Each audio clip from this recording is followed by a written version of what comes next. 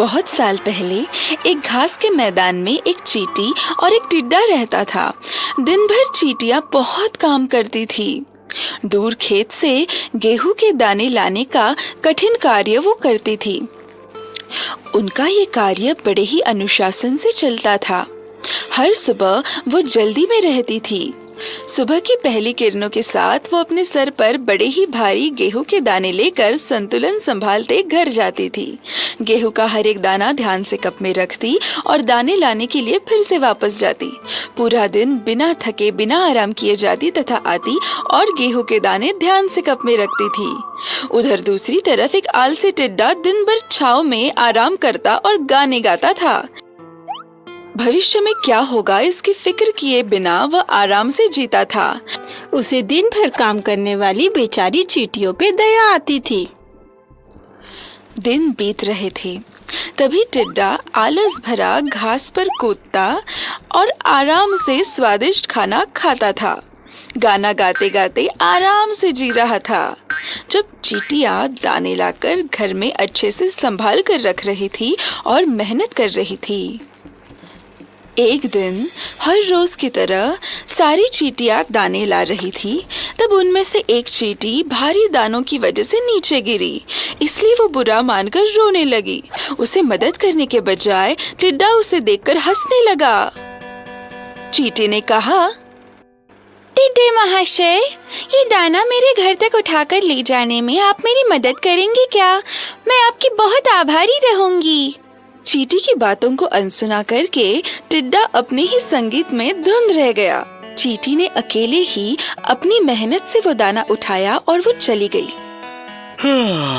तुम इतनी मेहनत क्यों करती हो प्यारी चींटी? टिड्डे ने पूछा। हाँ, थोड़ा आराम कर लो, थोड़ा मेरा गाना भी सुनो। गर्मी है, दिन भी बड़ा है, किस लिए बोझ उठाने में वक्त गवा रही हो?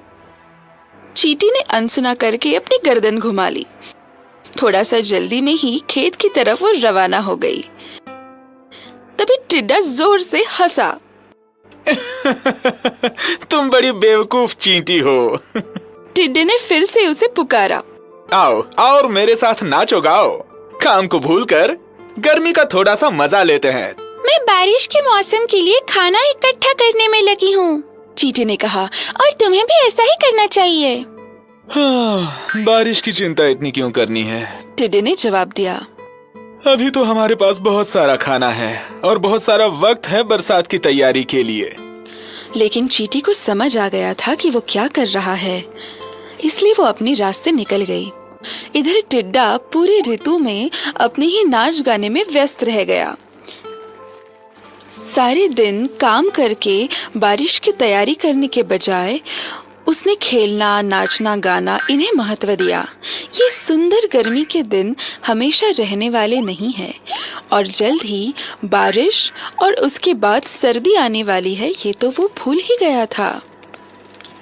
जल्द ही गर्मी का मौसम बारिश में बदल गया और बारिश के बाद सर्दी का मौसम आया। सूरज अब बहुत ही कम दिखता था। दिन छोटा था, धुंधला और रात तथा बहुत बड़ी और अंधेरी थी। हर तरफ भयानक सर्दी और बर्फ गिरनी शुरू हो गई थी।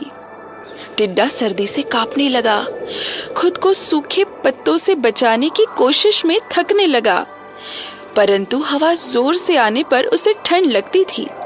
उसे बहुत भूख लगती थी और खाने के लिए कुछ मिलता नहीं था। उसे पता चला कि अगर खाने के लिए कुछ नहीं मिला तो वो जल्द ही मर जाएगा। वो कमजोर हो गया था। जल्दी उसे समझ आ गया कि चींटियां सही थी, उसे भी तैयारी करनी चाहिए थी। टिड्डे को अब नाचना गाना पसंद ही नहीं आ रहा था। सर्दी से वह भूखा था। उसे बर्फ से बचने के लिए न घर था न खाने के लिए खाना था। सारी हरियाली और खेत बर्फ से लिपटी थी और खाने के लिए कुछ भी नहीं था। अब मैं कहाँ जाऊं? मैं क्या करूं? टिड्डे को पछतावा हुआ। इस बार की सर्दी हर बार से इतनी बुरी होगी ये टिड्डे ने सोचा ही नहीं था। खुद के खाने का इंतजाम उसने नहीं किया था और वो करने में दूसरों की मदद भी नहीं की थी। केवल इसी वजह से वह अगला गर्मी का मौसम देखने के लिए जीवित ही नहीं रहने वाला था। तभी उसने देखा कि चींटियां गर्मी में इकट्ठा किया हुआ खाना खाने का आनंद ले रही है। मैं चींटी के पास जाता हूँ, वहाँ मुझे खाना मिलेगा और आसरा भी। टिड्डे को अपने आप पर शर्म आई। वो थक कर चींटी के घर तक गया और उसने दरवाजे से आवाज लगाई। नमस्ते चींटियों।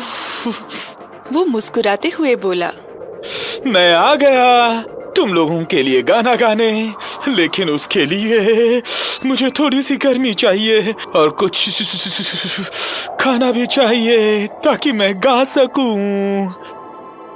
नहीं नहीं टिड्डे महाशय, हमें आपका गाना सुनने की कोई इच्छा नहीं है। टिड्डे ने उन्हें घर लेने के लिए गिड़गिड़ाकर विनती की और जिंदा रहने के लिए खाने की भीख मांगी। क्या? चींटी ने आश्चर्य से कहा। सर्दी के लिए आपने कोई इंतजाम नहीं किया? तो गर्मियों में आप आखिर कर क्या रहे थे? वो मुझे खाना जमा करने के लिए समय ही नहीं मिला। टिड्डे ने अपना कारण बताया। मैं संगीत में इतना व्यस्त था कि मैं समझ ही नहीं पाया कि गर्मी का समय कब निकल गया। चींटियों ने उसकी तरफ घृणा से देखा और उसकी तरफ पीठ दिखाकर अपने अपने काम पर चली गई। एक चींटी जिस पर टिड्डा हंस पड़ा था उसकी तरफ मुड़कर बोली, पूरे गर्मी के मौसम में मैं काम करती रही और तुम गाना बजाते और मेरा मजाक उड़ाते रहे। अब तुम्हारे लिए मेरे पास न खाना है और न आसरा है। सर्दी के मौसम के लिए तुम्हें अपने बारे में सोचना चाहिए था। चींटियों ने टिड्डे के मुंह पर दरवाजा बंद किया और टिड्डा रोने लगा।